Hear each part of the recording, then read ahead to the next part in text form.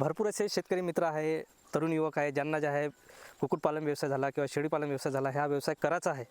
पण काय होतं मित्रांनो, एक तर त्यांची सुरुवात जी आहे ते होतच नाही किंवा झाली तरी खूप उशिरा होतं. याचं कारण सांगतो मित्रांनो, त्यांना जसं काही आता व्यवसाय करायचा आहे तर ते सुरुवातीलाच मित्रांनो जे शासनाच्या योजना असतात त्या मागे लागतात किंवा बँक लोन जे आहे त्या मागे लागतात. शासनाच्या योजनाचा लाभ घ्यायचा नाही असं मी म्हणत नाही मित्रांनो, पण ते कधी घ्यायचं, कधी अप्लाय करायचं त्याची पण एक टाईम असते, लिमिट असते. तुम्ही जे आहे मित्रांनो सुरुवातीलाच त्या शासनाच्या योजना मागे लागून जातात. शासनाच्या योजना पण अशा सहजासहजी भेटत नाही किंवा त्यांना पण खूप लांबलचक प्रोसेस असतात. त्यांना 1.5-2 वर्ष चालले जातात अप्लाय केल्यानंतर आपल्याला जे आहे भेटायला.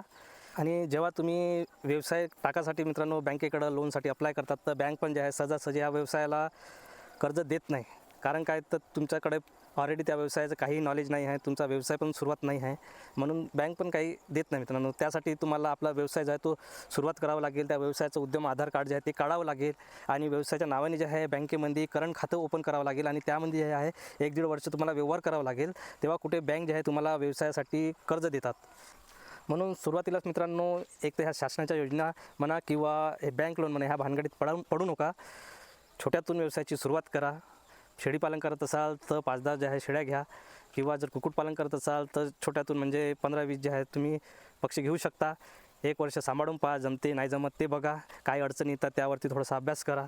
आणि जेव्हा तुम्हाला बऱ्यापैकी त्या व्यवसायाचं नॉलेज आलेलं असतात जेव्हा आता तुम्हाला तो व्यवसाय वाढवायचा आहे त्यानंतर मित्रांनो तुम्ही ह्या बँक लोनच्या मागे लागू शकता किंवा ज्या शासनाच्या ज्या योजना आहेत त्यासाठी पण तुम्ही अप्लाय करू शकता.